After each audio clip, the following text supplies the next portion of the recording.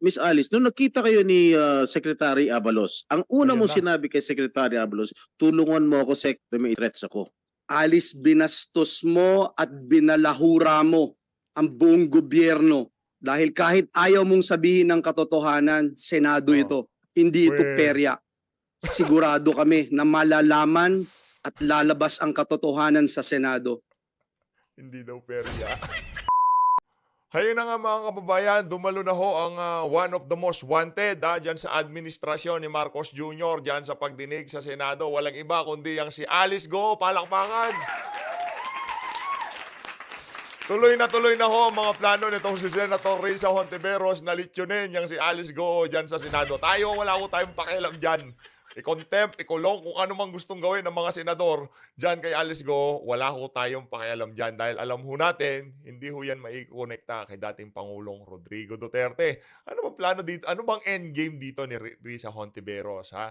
Ang endgame ho dito ni Risa Hontiveros, para sa atin, sa tingin lang natin at sa obserbasyon ng marami sa ating mga kababayan. Ang sabi nga ng mga iba dyan sa comment section, di umano, ang plano talaga dyan ni Risa Hontiveros, maliban sa pagpapasikat, e-epal ngayong mga panahon na to na malapit ang eleksyon at yung kanyang mga kaibigan ay gustong tumakbo dyan sa Senado, gusto ho niyang maikonekta sa mga Duterte yung pogo na yan. Kaso, yun hong anggulo na papunta dito kay Spoke Sari, wala na ho putol na. Si Cassandra Leong, diretsahan na niya hong sinabi na hindi konektado, hindi ho abogado ng Lucky South 99 itong si Spoke Sari. Lucky South 99, Whirlwind, Alice Go, magkakonekta ho yung mga issue na yan. Sa Senado, very systematic ho yung atake ho ng Kongreso at Senado dito sa issue na to, no? Pagdating ho doon kay Lucky South 99, House of Representative. Pagdating dito kay Alice Go at sa kanyang kapatid, dyan ho sa Senado. Pero bago ho natin pag-usapan yan, mga kababayan, kung bago lang ho kayo sa PH Update, isang like at isang subscribe lang, sobrang saya na ho natin dito sa PH Update. At sa mga gusto sumali sa ating community, click nyo lang ho yung joint button para pagka meron ho tayong upload, kayo ho ang pinakaunang makikita. Maraming salamat, Ma'am Esther Michiwake, no? Talagang itong si Ma'am Esther, no? Sumili po tayo dyan sa ating comment section. Lagi ho siyang may pakulay. Hindi na ho kailangan, pero maraming salamat, no? Maraming salamat. Na-appreciate ko ho lahat ng pagpapakulay dyan sa comment section. Ayun na nga mga kababayan, ito naman si Senator Joel Villanueva. Huwag naman ho kayong masyadong balat sibuyas. Hindi naman ho ginawang perya nitong si Alice Go ang Senado, yung pagdinig diyan sa ano na yan, diyan sa committee ni Senator Risa. Di naman ho niya ginawang perya. Masyado naman kayong balat sibuyas. Akala mo talagang last bastion of democracy, talagang parang ganun ang datingan Pero noong inaabuso yung mga kababayan nating miyembro ng KOJC, tikom lahat ang bibig ng mga madadaldal na to. Di ba, pambihira dito mga kababayan. Kaya ho natin magre-react dito sa partikular na hearing na to dyan sa Senado. Papakita ho natin kung gaano kawalang hiya yung ibang mga senador dyan. Kay Alice Go, walang nasaktan. Kung meron man yung mga kanasyon niya yun, yung mga chinong kung ano man nangyari dun sa away ng mga magkakanasyon na yan. Kasi yung mga involved dyan sa Pogo-related crimes na yan, sila din naman. Walang maraming Pilipino ang involved dito. Pero, yung mga nasaktan dyan ng mga miyembro ng KOJC sa ginawang pagsalakay ni Torre dyan sa KOJC compound, mga Pilipino ho. Pero yung mga senador na yan, mga congressman na yan, mga tahimik ho yung mga yan. Kaya dito ho natin makikita ang kawalang yaan ng ibang mga matataas na opisyal sa ating pamahalaan. Hindi naman ho ginawang perya. Ano gusto itawag natin? Carnival. Okay, carnival. Hindi ginawang perya, ginawang carnival. Ayan. Masaya ka na, Senator. Dating ingay-ingay mo nung bagyong Karina, di ba? Mga proyekto ng national government, palpak. Bagyong Enteng, tahimik ka na. Partida, mas maraming lubog, ha? Ano ba nangyari, sir? Nawarningan ka ba? Natakot ka ba, Senator Joel Villanueva? Kasi ingay mo kay Karina Pagdating kay Enteng, tahimik ka na. Ano nangyari? Bumahag ka. Hindi ka naman nanalo, sir. Huwag kang mag-alala. Ayun na nga mga kababayan, bago natin pasadahan yung mga maiinit na kaganapan na yan dyan sa Carnival Senate of the Philippines. Baka magalit sila sa atin, no? Marami sa ating mga kababayan, yan ang pananaw nila dyan sa Senado. Masyado hong double standard. Nung maraming nasasaktan sa KOJC, tahimik ang mga walang yan.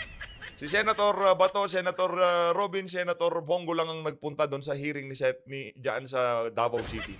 Pero dito sa issue ng mga Chino na wala sila lang naman nagsakitan at nagdeklara na ng total ban itong si Marcos Bangag, pilit pa ho nilang ini-SS ang issue. Siyempre, Alice Go yan eh.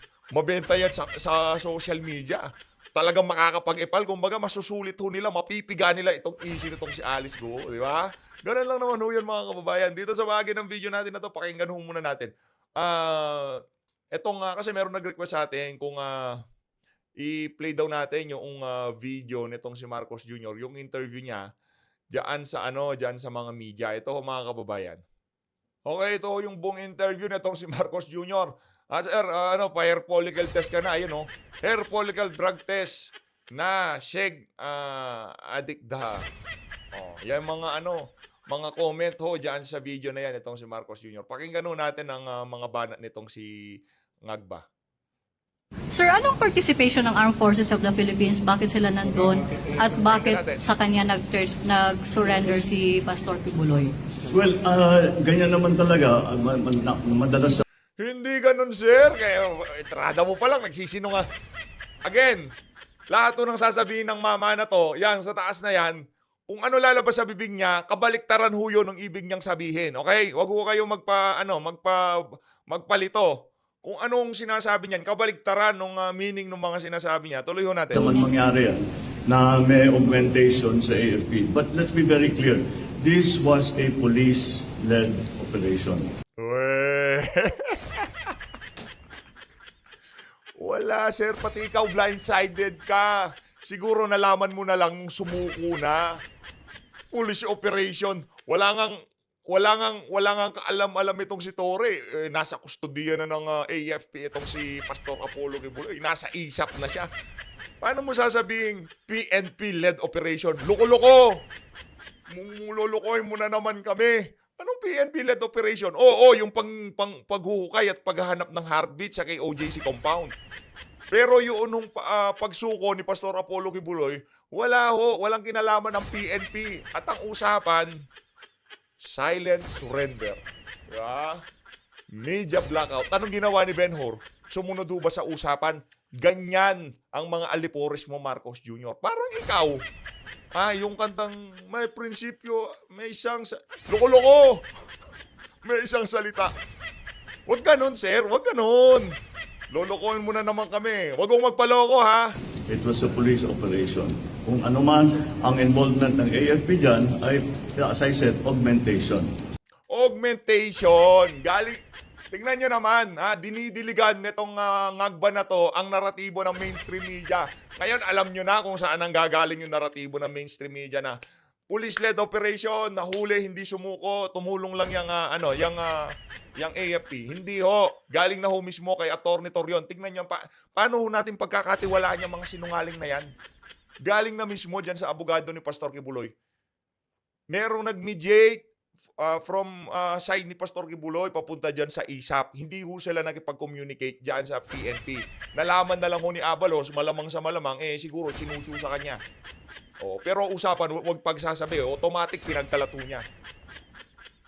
Maniniwala ho ba kayo dyan? Sir, yung panga mo napapansin ko na naman. As you can imagine, all through these past months all the intelligence services were involved, both in the police. Wala palpak yung binibida mo na naman kami sa intelligence mo. Loko-loko ka talaga eh. Anong intelligence? Naguhukay kayo sa ilalim ng Jose Maria College. Walang bunker. At sinasabi nung tuta mo, walang heartbeat. Sabi mo may baril. Sabi mo walang baril. May armas. Intelligence. Yung intelligence nyo failed. Palpak. Yung binabayad nyo sa inyong intelligence para dyan kay Pastor Apollo Kibuloy, hindi ko natin alam kung talagang nagbabayad kayo eh. Meron nga ba ko kayo binabayarang intelligence personnel para hanapin niya si Pastor Kibuloy? Kasi hindi nyo siya nahanap. Nagpakita siya. Yun. Intelligence. Naghukay kayo sa ilalim ng Jose Maria College? Intelligence? Intelligence? Meron kayong ground penetrating radar? Wala namang bunker? Intelligence? Loko-loko ka pala eh. Police, both in the AFP, even our civilian intelligence Teka, walang intelligence. Sinungaling ho talaga eh. Ay, baka hindi ho niya alam. Di pa siya na-brief. Uy, doon sa mga taga Malacanang, i-brief niyo muna yung si Marcos Jr. Nagkakalat na naman sa social media, oh. Intelligence daw. Loko-loko talaga to. Intelligence. Paano naging intelligence? Sumuko yung mama. Walang gumanang intelligence. Surrender ang nangyari. Ang nangyari, merong kinontak itong si Gov Ubahib, kung di tayo nagkakamali, dyan sa ISAP. From Attorney Torion, Gov Ubahib, ISAP. Walang intelligence na nangyari. Huwag mo kaming lokohin, ha? Ikaw, isa pa. Pakinggan pa natin itong mga kasinungalingan nitong mama na to. services. Kasama lahat yan para malaman natin ano yung dapat natin gawin. Malaman nyo. Alam nyo mga kababayan, sa totoo, pag nakikita kong pagmumukhaan itong mama na to, visit na ho tayo. Kasi, paano ho, kaya siguro yung mga nasa ilalim niya, dahil sinungaling yung nasa taas, lahat pababa, puro sinungaling ang sinasabi. Yan, pati yan nung maali na yan, yung nunal na tinubuan ng spokesperson ng Lakas mga asam nito. Hindi. Reaction lang to. Kung ano sentimiento ni PH Update, karamihan ng sambayan ng Pilipino, ganun ho ang sentimiento dito sa mama na to. Walang armas, daming armas. Ngayon, dahil daw ho yan sa effort ng intelligence. Intelligence? Torion, Ubahib, ISAP. Intelligence, ang galing, palakpakan.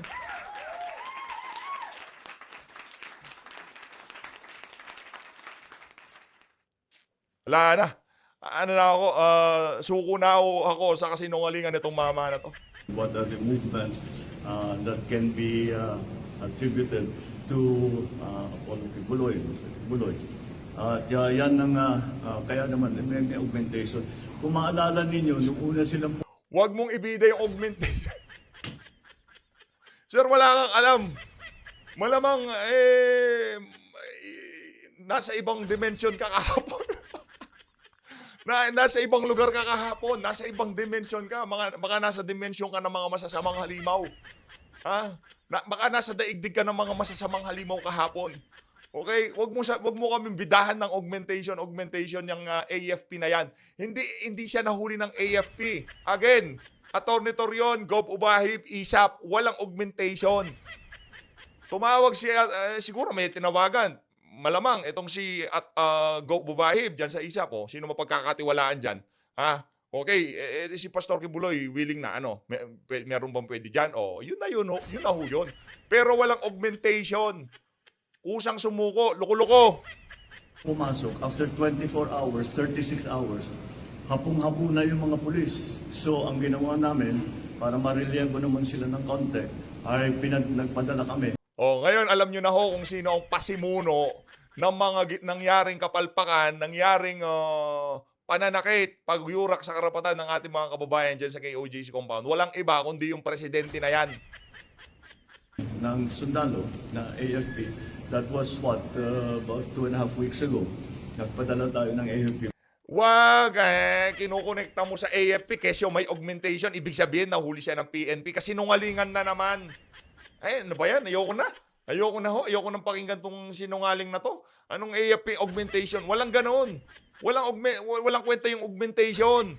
Ang tagal nyo na nag-augment dyan sa AFP na pumasok sa compound yung mga miyembro ng AFP pero hindi yun na naging dahilan. Kahit di ko patapusin ang mga sinasabi nitong mama na to. Puro kasi sinungalingan. Ano ba yan?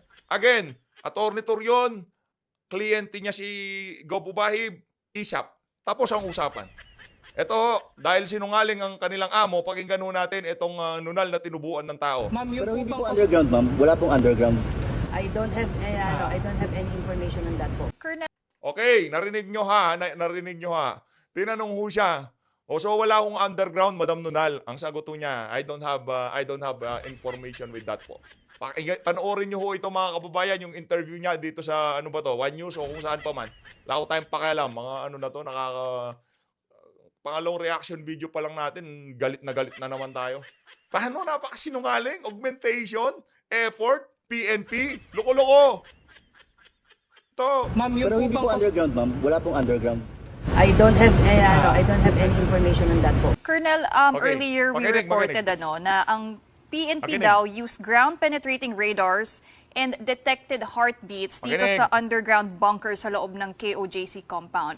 And Makinig. the police believe na ini-indicate nito si Pastor Apollo Kibuloy, no? How sure are we na si Pastor Apollo Kibuloy nga yung na-detect na Makinig. heartbeat doon sa underground bunker? Like we said earlier, we have a reasonable ground to believe that Pastor Kibuloy and other accused remains inside the KOJC compound, and that is true. We already used the ground-penetrating radar, and there is one area inside the compound that we are now the subject of the focus of the operations of the PNP, because based on the GPR, we detected not just one possible heartbeat, and this is more or less 20 to 30 meters underground. Pero hindi Ulitin nun natin sinabi. po underground, ma'am. Wala pong underground. I don't have any information on that. Weng, weng, weng, weng, weng, weng, weng. Pag sinungaling, kahit anong gawin natin, sinungaling. Madam, nunal na tinubuan ng tao. Hindi naman sa ano hindi ako nag mall shaming dito Isa ka pa eh. Sasabihin mo, meron kayong reasonable ground para doon sa ground penetrating radar na yun, kung ano pa man na na-detect yung heartbeat ngayon. You don't have any idea with that one. Loko-loko. Pag kasi wala, wag yung ipilit. Yun ang problema sa inyo, sa PNP. Yun ang problema natin dito. Ayun na nga mga kababayan, dito sa bahagi ng video natin na to, siguro na nagtataka kayo bakit nandiyan dito si Senator Jinggoy Estrada. Kasi isa siya sa mga i-content natin. Pero hindi naman natin siya babanatan kasi isa rin yan sa mga balat onion dyan sa Ito, fake news galing GMA, no? Ibang klase talaga tong GMA, oh. Natapos na ang halos 2 linggong paghahanap ng mga pulis kay Pastor Apollo Kibuloy sa loob ng compound ng Kingdom of Jesus Christ sa Davao City. Matapos siyang mapasakamay. Yan ang wordplay. Ganyan gumamit ng mga letrahan. Mapasakamay. Anong kahalintulad ng salitang mapasakamay? Nadakip. Mahuli. Mapasakamay. Okay. Ng mga otoridad nitong linggo ng gabi. Generalize na ho yung otoridad para hindi ISAP or PNP. Para hindi magmukhang tanga yung si Marbil at itong si Abalos. Ito, segue lang ho yun. Ito na ho talaga yung content natin. Napakinggan ho natin itong si Senator Chubby. No? Si Jinggoy Estrada. Ang pinaka... Proceed with my opening statement. My request. Sir, napanood ko yung yung video mo sa parking. Yung meron nakikipagtalo ka sa babae. Napanood ko yun. Feeling ko mga sa 2028 lulutan yung mga video mo. Pero hindi naman, sir, wala ako dito para banatan ka. Papanoorin ko lang kung ano yung mga kaganapan dyan sa Senado. Miss Alice Go to remove her face mask. Kung yan. totoo siya talaga si Alice Go. Oh, yan. Please remove your Pakita si mask, Miss Go. Remove. Ayan, salamin. Siya nga. Yes. Ito talaga si Senator Jinggoy. Alam mo sir, kung di ka lang cute, mataba Okay, ka. Madam Chair and to our esteemed colleagues. Tuloy. Miss Alice Go, kumusta ka na? Kumusta ang pagbabalik Okay lang siya, Pilipinas sir. mo? Okay lang Miss si Alice. sir. I told you to remove your face mask. All throughout the Keep it hearing. removed. Masisigawan ka na yan, bahala ka, tanggalin mo na yan kung ako sa'yo. Magandang umaga po, Sen. Okay naman po. Okay. Marami ka litrato naka-peace sign ka pa and all smiles kasama ang mga tauhan ng NBI at mga BI at tiga Bureau of Immigration. Nakakadismaya to at Hindi lang yan. Pati kasama yung PNP at DILG, ikaw talaga. Bakit ayaw mong bagitin si Abalos at itong si Marbil? Talagang BI. Ba't BI? Pag ganun, dapat kasama si Marbil at si Abalos. napaka unprofessional. Bigyan niyo naman ng dignidad ang inyong mga trabaho. Alice Go, sino ka ba talaga? Yung tanong. Alam na namin Sino ka lahat. talaga? Through the hearings conducted by this committee na hindi ka Pilipino. Hindi totoong lumaki ka sa farm. Hindi totoo si Teacher Rubilin. Hindi rin totoo na simpleng mamamayan ka lang. Puro kasinungalingan ang istorya Nga ako. na isinuwalat mo dito sa Senado at sa publiko. At the two Senate hearings that you were present, and you were under oath, but you fearlessly fabricated stories and fed the Filipinos a pack of lies. And in stark contrast to the purported image that you grew up in a farm and was only involved in hog and poultry raising, some 28 billion flowed through your bank accounts despite your companies earning meager income. Gaano ba kalawak ang kanilang operasyon? At ano ang intensyon niya na pati pagiging mayor ay kailangan niyang pasukin? She openly mocked our government processes, disrespected our electoral system, and insulted every Filipino. Papuntahin nyo din dyan yung COMELEC at tanongin natin kung paano siya nakapag-file ng COC diyan sa pagtakbo niya ng mayor sa Bamban Tarlac, okay? Papuntahin nyo din si George Garcia, lahat papuntahin nyo. By believing she could run for mayor, win, and never be caught. At isa pa, tungkol sa kanyang counter affidavit na sinumite sa DOJ para sa kanyang human trafficking case na submitted na for resolution noong pang August 6, hindi ba talaga nakakapagtaka na nagpanotaryo noong August 14 sa San Jose del Monte, Bulacan, maski wala na siya sa bansa? Nag-request na tanggapin ng DOJ ang kanyang counter affidavit maski na tapos na ang deadline. Kaya naman pala pinagpipilitan ng kanyang mga abogado na nandito pa si Alice Go dahil may butas sa pagpapanotaryo. And it was all part of the narrative that Alice Go was still here. Her lawyers insisting that they were told by Alice Go that she is still here in the country despite reports that she was seen abroad. Dapat panagutin ang gumawa ng kabalustugan na ito.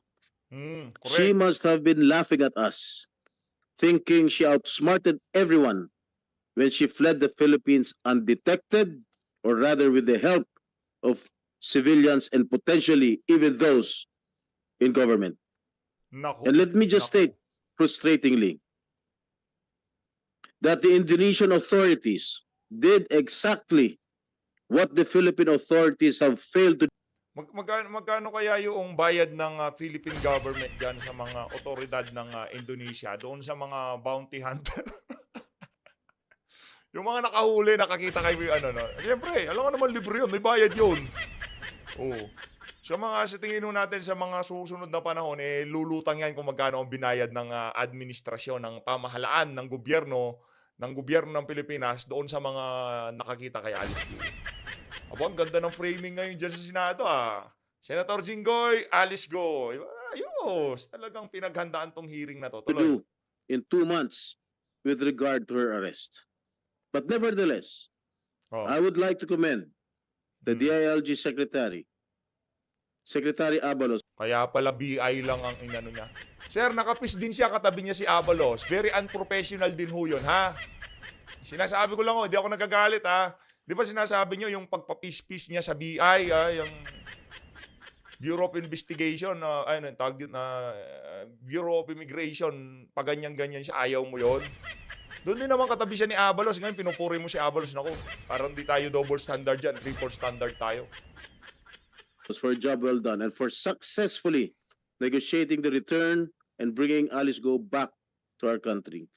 Wow. Nais natin malaman kung sino-sino ang mga tumulong kay Alice Go at sa kanyang mga kasamahan para makalabas ng Pilipinas na hindi dumaan sa tamang proseso. Certainly, we also would want to know how these Chinese nationals pretending to be Filipinos were allowed to open businesses under their names. How were they able to use Filipinos as dummies in their companies?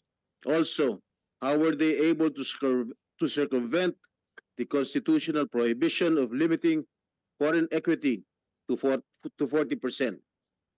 Maraming batas ang kanilang nilabag. Nararapat lamang na sila'y managot and we cannot let them get away with this. Maraming salamat po, Madam Chair. Maraming salamat ito na, din, ito na, SP ito na. Pro Tem Jinggoy. Any Itong other matindi, comments itong with yes, and Joel, and then Sen. Sherwin. Yan, si Joel ang matindi. Thank you very much, Madam Chair. Yan ang pakinggan nyo, Magandang, matindi yan. araw po sa ating lahat. Walang iiyak ha. Sabi mo ng John chapter 8 verse 32, the truth shall set us Babanatan mo pa kami ng verse. Pero ano yung muna, yung banat mo muna sa baha. Gusto namin marinig ulit. free. Isa lang po ang gusto nating lahat na malaman. Matagal na nating hinahanap. Matagal na nating hinihintay. Ito rin ang hinihintay ngayon ng sambayan ng Pilipino. Walang iba kundi ang katotohanan. Sapagkat ang katotohanan Kala ko si Alice Go. ang magpapalaya sa atin.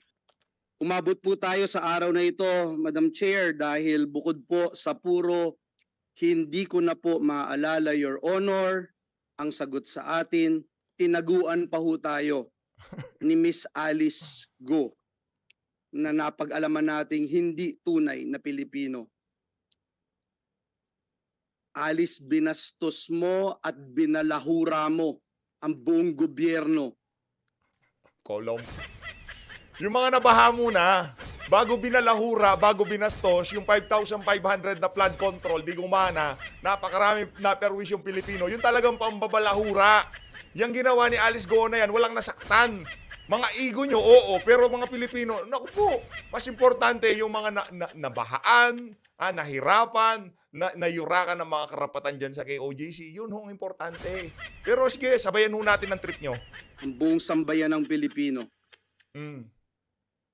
Hindi ko maintindihan kung bakit nung nahuli ka, parang walang-wala sa'yo. Na-offend po kami. Na-offend po kami. Hindi ko po alam. Alam mo, yung sambayan ng Pilipino, saan sila na-offend?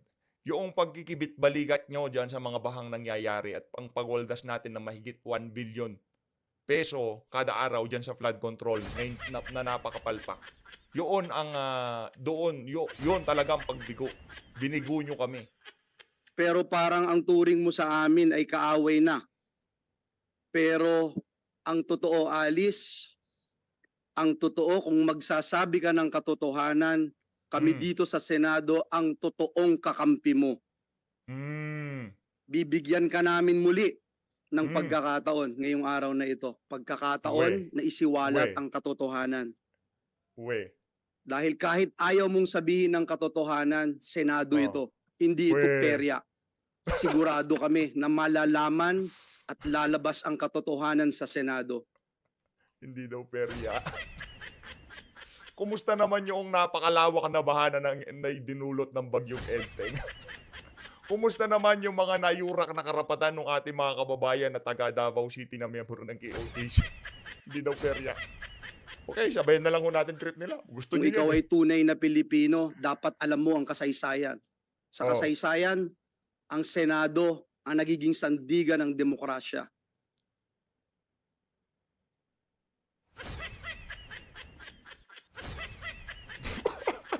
Sandigan daw ng demokrasya. Yun ba nangyari sa KOJC, demokrasya tawag doon? Ikaw naman, Senator. Kung ganun. Okay na, sige na, tuloy natin. Ito ang nagpapalabas ng katotohanan. Pag ikaw ay nagsasabi ng katotohanan, ang Senado ang siguradong magpuprotekta sa iyo. More than any. Ibig sabihin, yung ginawang pang-aabuso ng mga pulis dyan sa KOJC compound, hindi katotohanan yon. Yung pananakit na ginawa nila, yung pagbungkal na wala naman palang matibay na ebidensya na nandun si Pastor Kibuloy, walang katotohanan yon. Okay, palakpakan ho natin, Senado. Tagapagtanggol pala ng katotohanan. Last bastion of democracy pala. Okay. Trip nyo yan eh. Agency or institution in this country. Muli, isang bagong pagkakataon ng araw na ito, lalo para sa iyo, Alice. Sa pagsasabi mo ng katotohanan, hindi lang ikaw ang magbebenepisyo, kundi ang sambayanan. At parang mali ata yung dinig ko. Akala ko ang administrasyon. Sorry. Alala ko sa iyo muli ang iyong sinumpaan dito sa Senado to tell the truth, the whole truth, and nothing but the truth. Kung hindi ka sasagot sa mga tanong natin dito sa Senado o maglulubid ka lang ng buhangin, hindi lalabas ang katotohanan. I-contempt nyo na kung ako sa inyo. Nais nating sabihin sa ating mga kababayan ang kahalagahan ng ating ginagawa. Not just in the aid of legislation, but to ensure that we will put a period, an end to this horrible and terrible pogo. Teka lang, di ba nagkaroon na ng total ban ng Pogo? Hindi pa ba na-end yan? Sir, baka hindi pa ho kayo na-impormahan ni Marcos Jr. ha? Senator, baka hindi pa ho kayo na-impormahan. Last zona pa ho niya diniklara na total ban na ang Pogo. Matagal na hong natuldukan. Huwag ho tayong magpaloko, matagal na hong natuldukan, pero tuloy-tuloy pa rin ang operasyon nila dyan sa island ko, sa iba't ibang bahagi ng Pilipinas. Huwag ho kayo magpaloko. Matagal nang natuldukan. In aid of legislation kayo, ha? Hindi kayo para papatigil nyo. Si Marcos makakapagpatigil, makakapagbalangkas kayo ng batas. Wala, masyadong pang-presidente naman yung speech mo, sir. Ano ba yan? Na ipakita ng Senado through this committee Oh, na even Oh. LGUs, oh. even a town like Banban ay Oh. kayang pasukin at kontrolin ng husto ng pogo. Can you imagine, ladies and gentlemen? Nagpunta na ho ba kayo sa Bamban Tarlac? Tanungin nyo ho yung mga tao dun sa Bamban Tarlac kung ano yung tingin nila dyan kay Alice Go.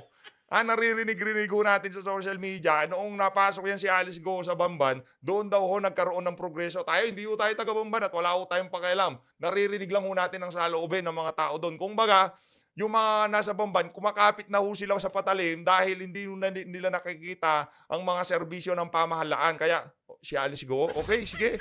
May progreso, okay, sige. Ganun ho ka-frustrated yung mga Pilipino para sa tunay na pagbabago na hindi nadideliver ng pinagmamalaki yung demokrasya, good governance, o kung ano pa mang kalokohan yan. Tuloy. Kung magpapatuloy Ano ba yan, Senator Joel? Mali na naman yan. Mali. Forward na ho natin. Ito na ho mga kababayan. Tuloy ho natin dito kay Senator Jinggoy. Aba, blooming itong si Madam. Dapat yes, SP Pro Temp, Jinggoy. Gandang PhilHealth. Wala lang. Gusto lang. Ganda. Diba? Alam mo naman mga nagtatrabaho sa PhilHealth, gumaganda. Meron akong kakilala yung kapitbahay namin, napakaganda ho niya. Dating nagtrabaho sa PhilHealth. Yan si Senator Risa, dating nagtrabaho sa PhilHealth, tingnan nyo naman. Blooming na blooming. Tuloy. Short interjection. Yes, Senator Roy, for one related question. May ask from the chair kung pwede natin ipaklaro sa kanya ano yung safety consideration na sinasabi niya. Para maklaro tayo kasi kung palagi siya mag-involve ng safety, hindi natin alam kung anong safety na sabi.